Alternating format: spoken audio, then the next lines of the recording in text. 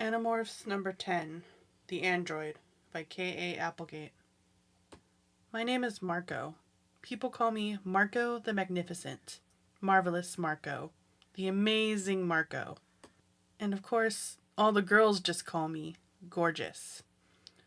Okay, maybe I've never actually heard anyone call me gorgeous, but I am confident that someone, somewhere, must have called me gorgeous at some point. Or not. But definitely cute. I've heard cute with my own ears. And I'll soon be hearing it a lot more because I've made a major change. I've cut my hair. Or at least my stylist, Charisse, cut it for me. That's right, Charisse. And according to Charisse, my cuteness quotient has risen from a 9 to a definite 10. Anyway, where was I? Oh, yes. I was telling you that my name is Marco. I can't tell you my last name. I forgot it. No, not really. I'm kidding. I know my last name. I'm just not going to tell you. And I'm not going to tell you the complete names of my friends or where I live. What I will tell you is the truth. All except for that part about magnificent and marvelous. Everything else I tell you will be true. I know it will seem incredible, but it will be the absolute truth. Let's start with the reason why I won't tell you my last name. I have enemies. We all sort of do, but these guys are very powerful, very dangerous enemies. Not like the guy in your class who keeps calling you Dorkwad. And if they knew who I was, I'd be dead so fast I wouldn't even know I was dead. The Yeerks don't play games. The Yeerks don't worry about pity or kindness. They don't care that I'm just a kid. The Yeerks plan to enslave or destroy the entire human race. They won't hesitate to roll right over little old me. The Yeerks aren't just my enemies, though. They are the enemies of every human being. The enemies of Earth itself. And they are everywhere. They're a parasitic species. Think tapeworms. That's what they are, when you get right down to it. Intelligent tapeworms. They're slugs, just a few inches long. They enter the human body through the ear canal.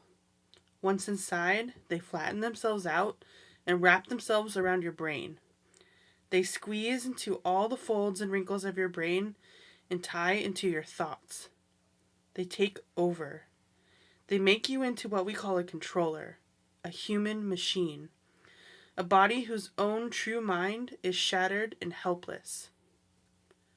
That's the special horror of the Yeerks.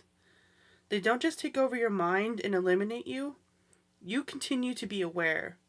You continue to be conscious. You sit there in your own head watching the Yeerk open your memory, watching the Yeerk fool your friends and family, watching the Yeerk turn the people you love into the same kind of slave you've become. You try to move your hand, but you can't. You try to make your mouth speak, but you can't. You don't even control what your eyes look at. That's what it's like. My mother is one of them, a controller. For a long time, we thought she had died. I believe she had drowned, but I learned later that she was still alive. A very powerful Yeerk had taken her body. I don't even know how long she was a controller before she disappeared. I don't know how many times her goodnight kiss was the action of a Yeerk, trying to pass as a human. She is Visser 1 now. A Visser is a sort of Yeerk warlord or general. Visser 1 launched the secret invasion of Earth. Visser 3 is now in charge. Visser 1, in my mother's head, took off after faking her death by drowning. She's somewhere now, maybe millions of miles away. No one knows about my mom but me and my best friend Jake. I don't want the others to know. I don't want their pity. The Yeerks are here, everywhere. Not just my mother, but maybe yours too. Maybe your teacher, maybe your best friend, maybe everyone around you. When you get together with family and friends, you may be the only one in the room who's not a controller. That's why we fight them, we Animorphs. I made up that word, by the way. Pretty cool, huh? Animorphs. Just popped into my head. Animal morpher. See, not every alien in the universe is a Yeerk. The universe has its heroes, too. It was one dying, doomed Andalite who gave us our powers to acquire the DNA of any animal and then to become that animal. His name was Elfangor. He and a lot of other Andalites died trying to save Earth from the Yeerks. So for him, and for all the people of Earth, we fight, hoping to slow the Yeerks down enough so that the Andalites will have a chance to come again and save us all. Who is we? Well, there's me, Marco the Magnificent. Then there's Rachel, who thinks she's Xena, warrior princess. And there's Tobias, the bird boy, and Cassie, the tree hugger, and Axe, our resident Andalite. And, of course, our fearless leader, my boy, Jake. My way too serious best friend, Jake. Responsible, practically adult Jake. Jake, who grinds my nerves in his total refusal to just have a good time. Look, I said to Jake, it's not a crime or anything. There's absolutely no law against dogs going to outdoor concerts. They just don't have a ticket for dogs. You know, Marco, the point of morphing is not for us to get into concerts, Jake said. We were walking down the street of our subdivision. We'd shot some hoops down at the outdoor basketball court, and now Jake was dribbling the ball as we walked. 9-inch nails. Alanis. Offspring, I said. He stopped and stared at me. Marco? Yeah?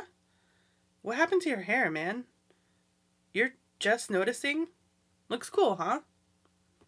Jake just stared. Offspring? He asked. You're sure Offspring will be there? I could see him weakening. He was dribbling slower. I hear they are so great live. They kick. They dominate. They crush all opposition underfoot. They rule. Marco, after I've criticized Rachel and Cassie for using morphing for personal reasons, I can't just... Who's gonna tell them? I argued. I ran my fingers through my new, shorter hair. It was cool looking. I wasn't even going to pay attention to the way Jake just stared at it. It looked cool.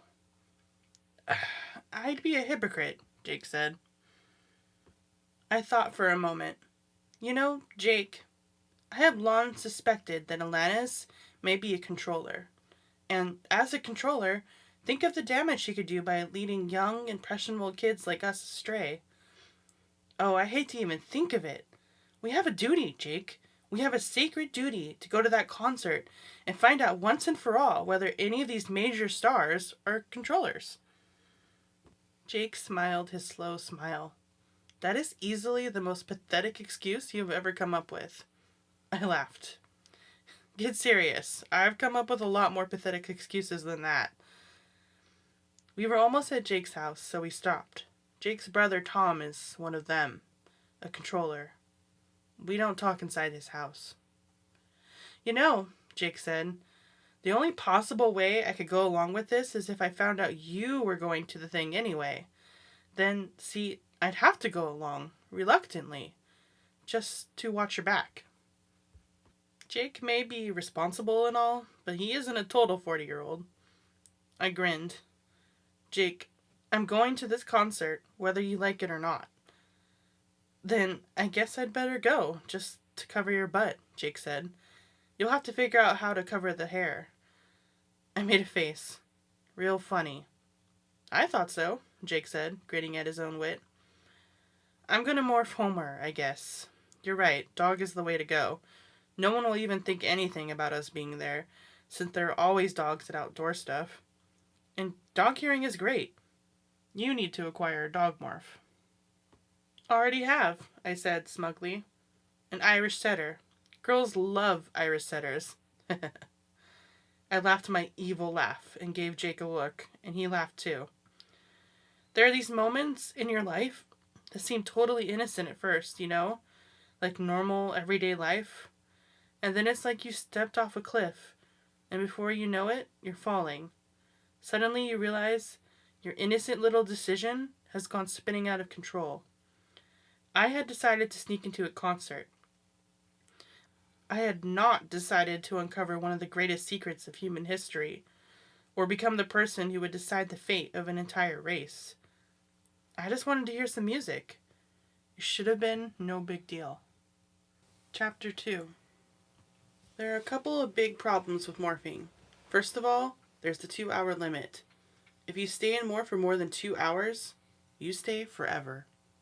Second, there is the fact that all of the animal's basic instincts come along with the body. Sometimes when you jump into that animal's brain, it's like grabbing onto a power line. Finally, there's the total creepiness factor. I mean, major Stephen King meets Anne Rice creepy. The concert was taking place at this big outdoor arena that's at one end of the city park. We needed a private place to morph, but that turned out not to be so easy. There were people everywhere. Thousands of people. Kids in black t-shirts, displaced deadheads with little granny sunglasses and dreadlocks. Parental units carrying babies and trying to look cool in their dockers. And hardcore punk rockers with pierced everythings. Across from the park, there was this little street with coffee shops and restaurants and an ecology bookstore. There were alleys behind the restaurants, and we headed there. Down one alley, we found a little dead-end area stuffed with dumpsters. Wonderful, Jake muttered. The two of us and the garbage. This is already fun. Come on, let's do it, I said. I was impatient. I could hear a warm-up band racing through a power set. You haven't morphed a dog before, have you? Jake asked me. No. He smiled. Don't get too happy, he said. I didn't really pay any attention to him. I looked around and saw some hippie girls walking by. They couldn't see us. I removed my outer clothing and stripped down to my morphing suit. I stuffed my clothes and shoes into the bag Jake and I had brought along and shoved it behind the dumpster. I focused on the dog I had acquired. I saw it in my mind, and as I focused, I felt the changes begin. I've morphed much weirder things than dogs, but every morph is strange. Every morph is unpredictable. You really never know how it's going to go. I expected the first thing to be fur. It wasn't. The first thing that happened was the tail. I felt it just sort of spurt out of the base of my spine. I turned to look back over my shoulder. Ugh, gross. The tail was sticking out, but it had no fur yet. It was just kind of this grayish, chicken-skinned whip. I looked back at Jake. His face was bulging out like something was trying to climb out of his mouth. At the same time, my own muzzle started to grow. There was a weird grinding sound from inside my head as the bones of my jaw stretched outward. I felt an itching in my mouth as my teeth grew bigger and rearranged themselves. I saw my fingers shrink up inside my hands. At the same time, the little stubs of fingers grew these gray-black nails. My palms became thick and calloused. I felt the bones in my legs and arms stretching, changing directions, and I began to grow slightly smaller. Suddenly, I couldn't stand up anymore. I fell forward onto my calloused pads. Only then did the fur begin to grow. It was a good thing, too. I was one ugly animal without fur. The reddish fur sprouted quickly, like the world's fastest grass. It just seemed to explode out of my skin, long and silky. Cool, I said to Jake in thought speak. Check out this fur. Every girl in that concert is going to want to pet me. He said something back to me, but right then the dog senses kicked in. I've morphed a wolf, so I was prepared. I knew the hearing would be amazing. I knew the sense of smell would be incredible. But what I didn't expect was the dog's mind. It was not like the wolf. The wolf was cool, intelligent, ruthless killer. The dog was just a big goof. Do you remember that old song, Girls Just Want to Have Fun? That could be the theme song for dogs. Dogs just want to have fun. That's what fooled me. The Irish setter's brain didn't feel like some strange animal. It felt like it was just tapping into a part of my own mind. It was a perfect fit for the goofball part of my own brain. I looked over at Jake through my slightly dim dog vision. He had become his dog, Homer. I lulled out my tongue and panted. Jake Homer panted right back at me. Roof! I barked. For no reason. I did a little dance. Sort of like I was going to run away, but then I stopped suddenly and crouched down on my front legs and grinned like an idiot at Jake. I was inviting him to play. I tore off down the alley at a run. Marco, wait up! Catch me! Like you even could. I scrabbled away at top speed, my nails clicking on the concrete, my floppy ears flying, my tail held high and wagging. I raced down the alleyway, totally ignoring the rich, wondrous smells of rotting garbage. I turned toward the park and raced across the street. Jake fell back, caught in a small knot of people. Screech! A car slammed on its brakes and missed me by a couple of feet. A couple of feet! I mean, if the driver had been 1 millisecond slower to hit the brakes, I'd have been roadkill. But my complete dog brain reaction to that near-death experience was, cool, I smell something. I'm totally serious. The fact that I smelled some other dog's pee on a curb was about 10,000 times more interesting to my dog brain than the squealing car was. The driver got out and started yelling. I gave him a happy dog grin and trotted on my way. Marco, would you wait up? Suddenly, I was surrounded by people, but they were totally different from the people I had seen before when I was still human. For one thing, I wasn't really looking at these people, I was smelling them. What they looked like was totally not important, but the smells. I smelled sweat, I smelled shampoo, I smelled bad breath, I smelled what they had been eating, I smelled what they had stepped in, I smelled laundry detergent, I smelled everyone they had ever touched or shaken hands with. And I could smell their animals. The humans might as well have been wearing a big neon sign that said, I own a dog, or I have cats. I could not only smell who owned dogs, I could smell whether the dogs were male or female, young or old, fixed or not, just by sniffing the people walking past. I knew if their dogs ate canned food or dry food. I mean, when you hook up to that dog nose, it's like you've been walking around with cotton balls up your nostrils all your life, and suddenly you take them out and wow, you're in a whole new experience of life. I'd been a wolf in the forest. Now it was like I was a wolf in civilization. The information from my nose was so complex, so full, so rich, so enjoyable. Hey boy, someone said. A girl. I was sure she was a girl. But was she a cute girl? I tried to make my dog eyes focus, but it was like sight was just irrelevant. I could see pretty well, but my dog brain was way too busy smelling and hearing. I did notice the scent of patchouli oil, though. The girl reached out a hand and stroked my head. Instantly, a warm wave of pleasure washed over me. Then she scratched behind my ear. It was almost too good. This was sublime. This is probably the best thing I'd ever felt in my life. I think I could have just stood there and let her scratch behind my ear forever.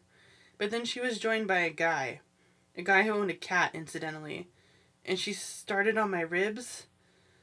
I lay down and rolled on my side. The scratching of my ribs felt like tickling. I was so happy. I was beyond happy. See, dog happy isn't like human happy. Human happiness always has a little voice in the back of your mind going, don't be too happy, keep your guard up, something bad could still happen. But dog happy is just pure, distilled essence of happiness. I just lolled my wet tongue out and slapped my tail against the grass, and then it started. My leg just started going all on its own. I love it when dogs do that, the guy said. That's so funny. His girlfriend scratched away on my ribs, my back leg just motored away, out of control, and I was in heaven. That's when Jake found me. That's nice, Marco, Jake said. Very dignified. What's next? Gonna lick yourself? Oh, it's another dog, the girl said. He's even cuter. She leaned forward to pet Jake. That brought me to my senses. No way was Jake a cuter dog than me. Okay, that's enough playing around, I said. Come on, Jake. Let's get closer to the stage. We took off, tails wagging, leaving the nice hippie couple behind. See, I told you, Marco, don't get too happy. A happy dog is almost too happy. Why not? I asked, a little wistfully. Why not just get happy? Then something stunning happened. There had been no music for a few minutes, and all at once, Offspring climbed on stage and unloaded. They ripped into a song, and I cowered a little. The impact on my dog ears was shocking, but it wasn't just that it was so loud. It was that I could hear everything. Everything. Hey, I can understand the lyrics now, I said. Cool, Jake answered. We trotted closer into a thickening crowd of humans. The smells were just overwhelming, and not always in a good way. Suddenly, I saw him. He was passing out flyers. He was walking through the crowd and passing out handbills. A breeze caught one of the sheets and it fluttered to the ground in front of me. I forced my dog eyes to look at it. I couldn't read the fine print, but I could see the two big words at the top. The sharing. The sharing. The front organization for the controllers. Jake, I said. That guy. He's handing out flyers for the sharing. Yeah. You know what? Does he look familiar, or is it just my imagination? He had brown hair just a little over his ears. He was maybe 5 feet tall, but he managed to look taller. A slightly shorter version of Jake, strong and confident looking. Yes, he's familiar. His name's Eric King. He transferred out of our school like a year ago. Eric was coming closer, smiling and handing out flyers to anyone who would take one. He knelt down and smiled at me. He reached out to pet me, but I pulled back. Eric shrugged and walked on his way, handing out flyers. Jake, did you notice it? Oh yeah, he said, definitely. Oh man, I said. There's something very, very wrong with Eric. Chapter 3. He didn't smell, I said. What do you mean he didn't smell? Rachel demanded. I mean, he didn't smell. He had picked up some odors off other people, off the ground, off dogs, whatever, but he had no smell himself. None. Like a black hole of smell. Like nothing there, nobody home. It was later that same evening. Jake and I had left the concert shortly after encountering Eric. We called a meeting, and now everyone except Axe was in Cassie's barn. Cassie's barn is actually the Wildlife Rehabilitation Center. It's sort of a hospital for messed up wild animals. Cassie's parents are both veterinarians. Her mom works at the Gardens, this big combination zoo and amusement park. Her dad, with a lot of help from Cassie, takes in every sick or injured wild animal they come across. The barn is lined with wire cages filled with raccoons, foxes, possums, eagles, rabbits, geese, badgers, crows, squirrels. I mean, you name it, it's Animal Central. Maybe you just didn't notice it, Rachel suggested. Rachel, you've been in Wolfmorph, Jake said. You know how good your sense of smell is. Well, the dog's sense of smell is almost that good. Rachel shook her head. That's what she does when she's frustrated. She was standing in the middle of the barn floor, looking immaculate, as usual. Rachel is one of those girls from the cover of 17. Beautiful, fashionable, way too tall. Far too many bright white teeth. Massive quantities of very clean blonde hair. But beneath all that fashionable clothing and perfectly applied makeup, there was a sword-swinging Amazon warrior just trying to break out. Rachel's like one of those terrible elf maidens in Tolkien's Lord of the Rings. Beautiful and dangerous. Jake is her cousin, and Cassie is her best friend. Cassie actually experiences normal human emotions like fear and doubt. I approve of this because I sure experienced plenty of fear and doubt myself.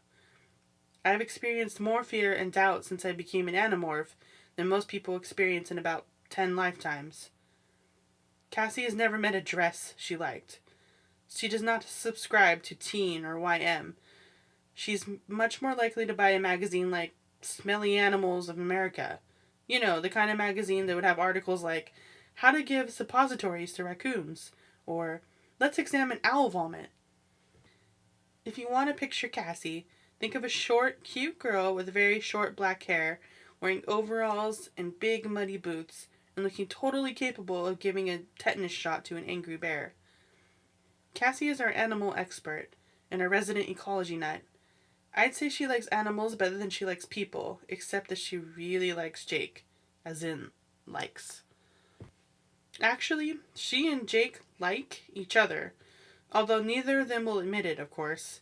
The only time they'll actually act that way is when we're about 12 seconds away from doing something insanely dangerous. Then they'll kind of give each other these pathetic, sad looks. It's so lame. The last original member of our group was perched in the high rafters overhead. Tobias had his talons sunk deep into the wood to give himself a firm hold, and with his hooked beak he was preening the feathers of his right wing.